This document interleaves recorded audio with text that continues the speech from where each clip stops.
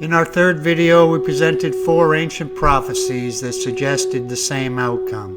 A planet where we look after Mother Earth and each other collectively. This video presents what we believe is validation that it is happening now. You will see random acts of kindness to people and animals. New technology that will clean our oceans of plastic. Renewable energy is now affordable and replace fossil fuels in the very near future. Violent crime has been reduced by a half since 1992 in the United States alone. You will learn that peace requires no longer the funding of weapon production, but funding for ensuring each of us can live in dignity with basic human resources provided for all. Finally, you will learn that this is the greatest time to be alive on the planet. We have less wars than we ever had at this time in history. Positive actions by each and every one of us will provide the momentum to make this planet even more peaceful, secure, and healthy. Please continue to join us on this video series, The Ascension.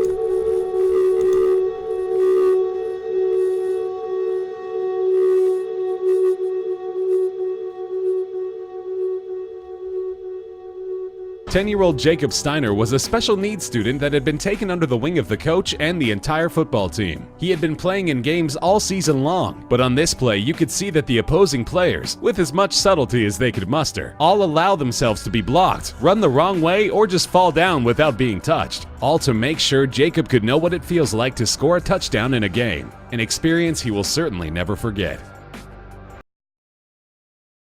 Store employee Brandon Rollins was going about a day like any other when he saw an opportunity to help. A frail, elderly customer half his size was making her way into the parking lot, and Brandon went out of his way to make sure she got where she was going safely. He took her by the hand and walked alongside her. But one day when she was having a particularly tough time, she had an unusual request for Ridge. After placing her regular order, she asked Ridge if he might be able to help feed her, and the young man didn't think twice before agreeing. Several other customers noticed the exchange, and one shot some video, which he shared to social media. The big-hearted gesture brought local news to the friendly restaurant, but Ridge insists that he was only doing what anyone else would have done. Officer Garule could have given the man a hard time for camping in a public place, but his body cam revealed that he chose a different course of action. After making sure the man wasn't in medical distress and had eaten earlier in the day, the officer went to a nearby Big 5 sporting goods store and came out of his own pocket to buy the man a new pair of shoes with warm winter socks. Officer Garule told the man, whose name was also Mark, that Big 5 had hooked him up, implying that he hadn't actually bought the stuff himself, and as if this weren't enough, he couldn't leave without giving Mark $20 to make sure he wouldn't go hungry that night. A man boarding a commuter train in Perth, Australia almost lived out every commuter's worst nightmare. As he was getting on board the busy train, he lingered a bit too long, and just as the doors were closing, he slipped, getting his leg caught in the gap between the train and the platform. Quick-thinking transit officials alerted the conductor, making sure the train stayed put, but were unsure how to go about freeing the man. Fortunately for him, the car was loaded with compassionate passengers. Once everybody was evacuated from the car, transit workers organized a group effort by the huge crowd. They piled up against the side of the car and pushed, slowly rocking the car back until the gap widened enough for the man to be free.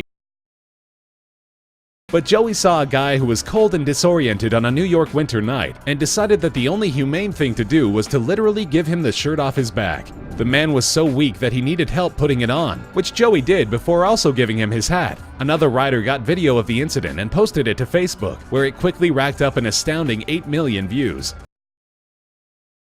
And when one young employee asked if he could help, the woman confided that she had lost her 37-year-old husband just the previous night. The 19-year-old employee, Pierce Dunn, asked the woman if he could pray with her, which she said would help. Amazingly, several other employees dropped what they were doing and leaned out the drive-thru window to participate in an impromptu prayer circle. A customer in line at the drive-thru snapped this photo, which garnered millions of views on Facebook.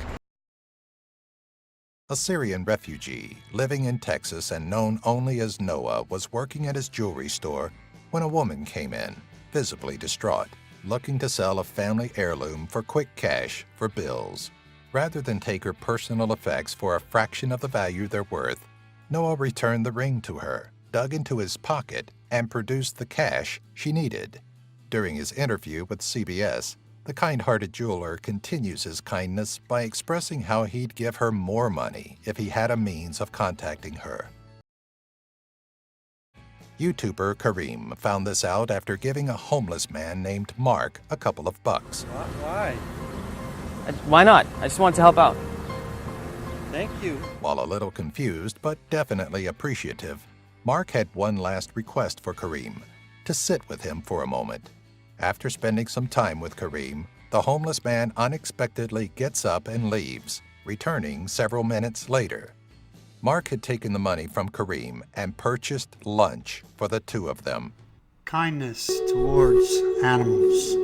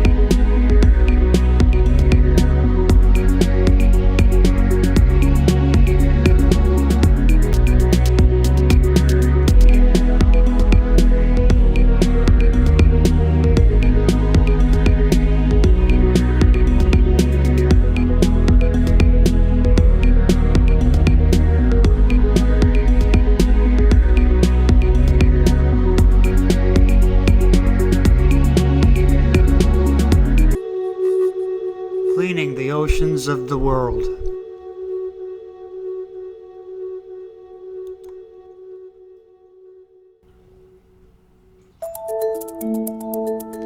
Could this boom clean up our oceans? That's the idea behind the ocean cleanup machine. Dreamt up by Boyan Slack, who gave his first TED Talk at 17. What if there were an even better way to clean the oceans? The Great Pacific Garbage Patch is one of the most polluted areas of the ocean. Slats projects it could clean 50% of the patch in 5 years. It uses a giant floating pipe to capture plastic.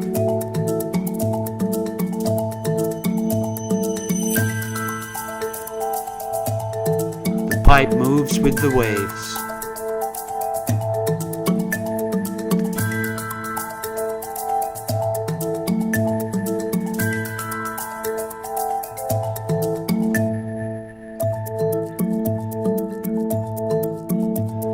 It uses floating anchors,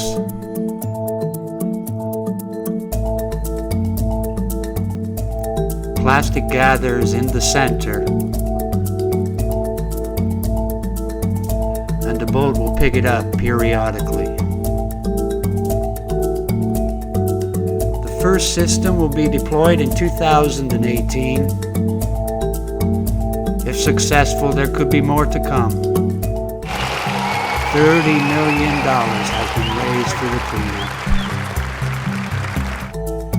It has yet to be tested in the open ocean, but we may be one step closer to a cleaner planet. Renewable energy in the future.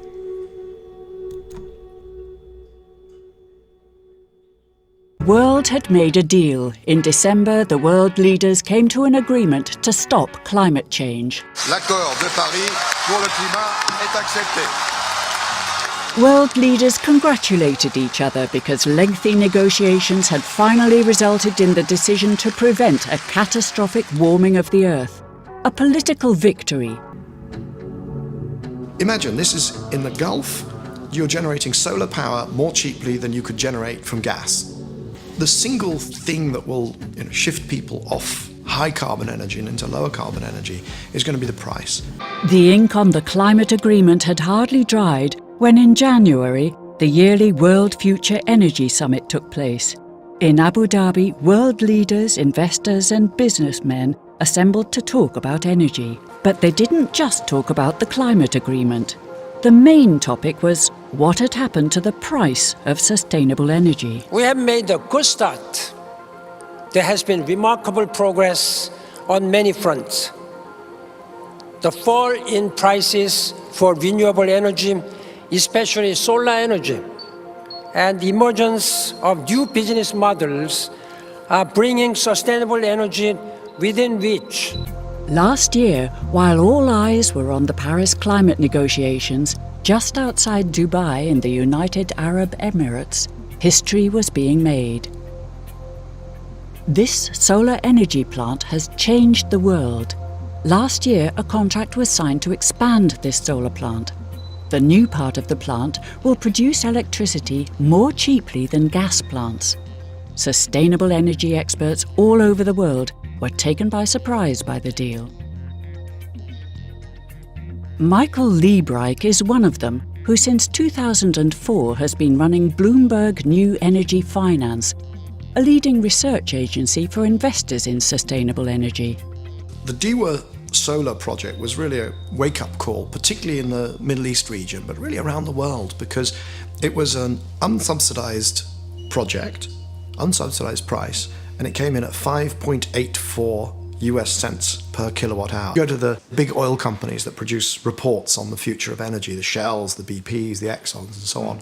And they were at the time saying, oh, solar costs about 15 cents. And here was a project in Dubai that came in at less than 6 cents. So it was a wake-up call. Imagine this is in the Gulf.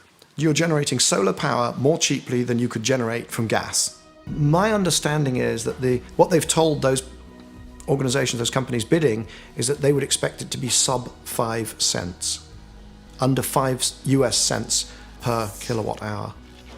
It changes everything if solar is the cheapest single form of new power in a country or in a region. Violent crimes in the United States alone are cut in half.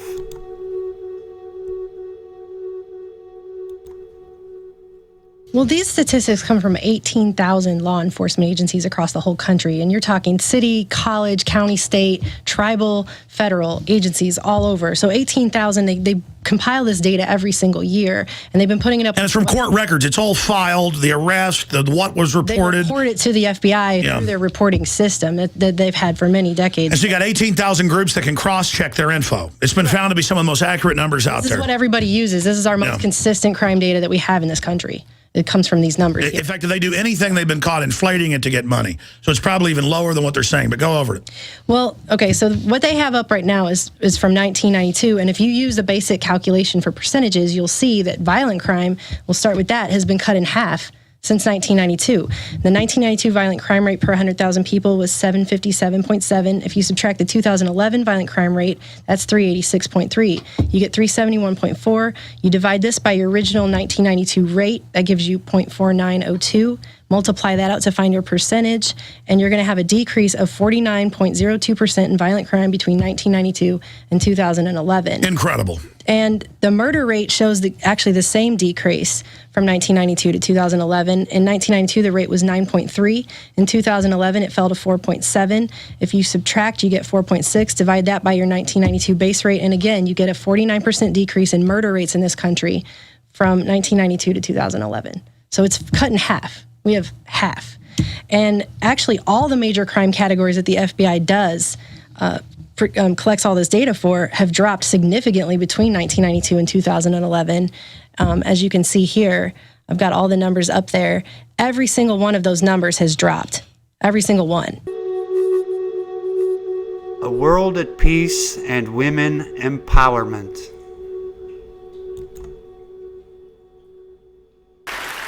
I'm actually here to make a challenge to people. I know there have been many challenges made to people. The one I'm going to make is that it is time for us to reclaim what peace really means, which is sustainable peace with justice and equality.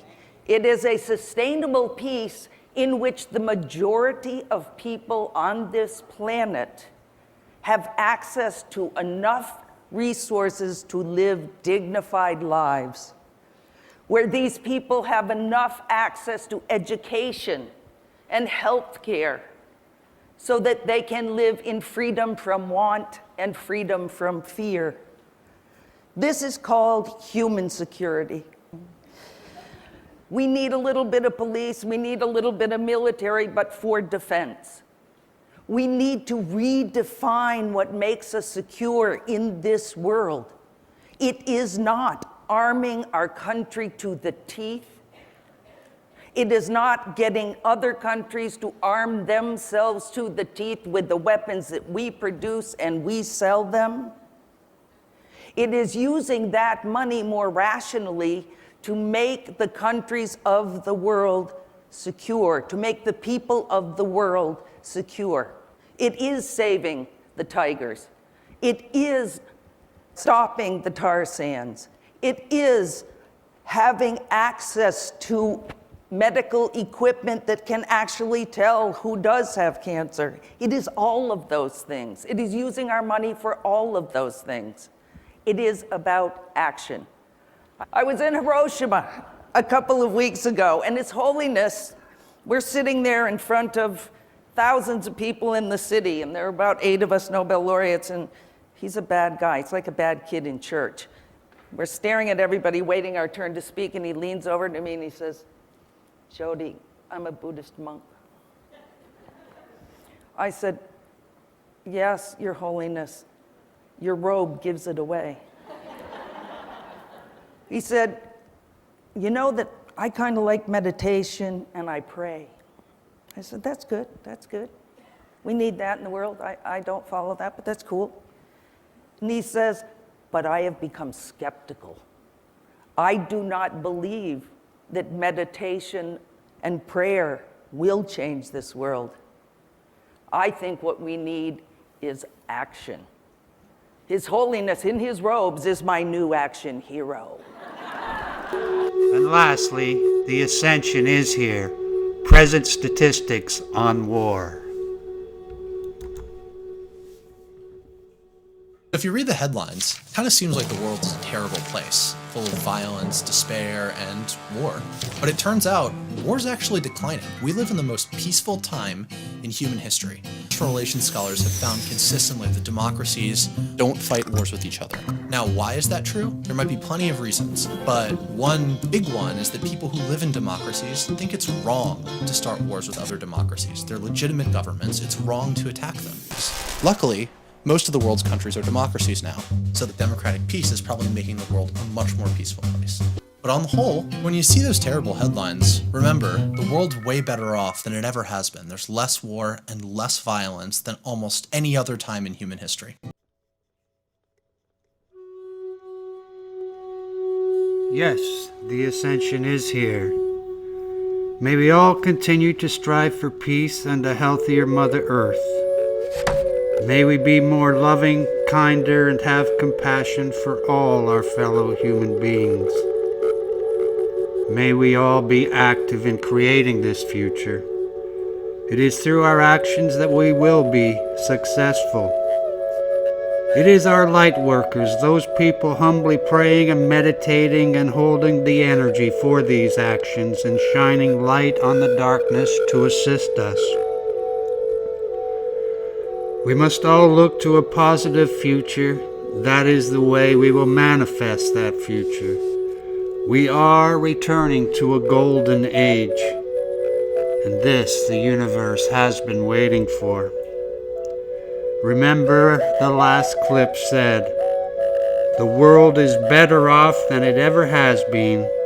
There is less war and less violence than any other time in human history."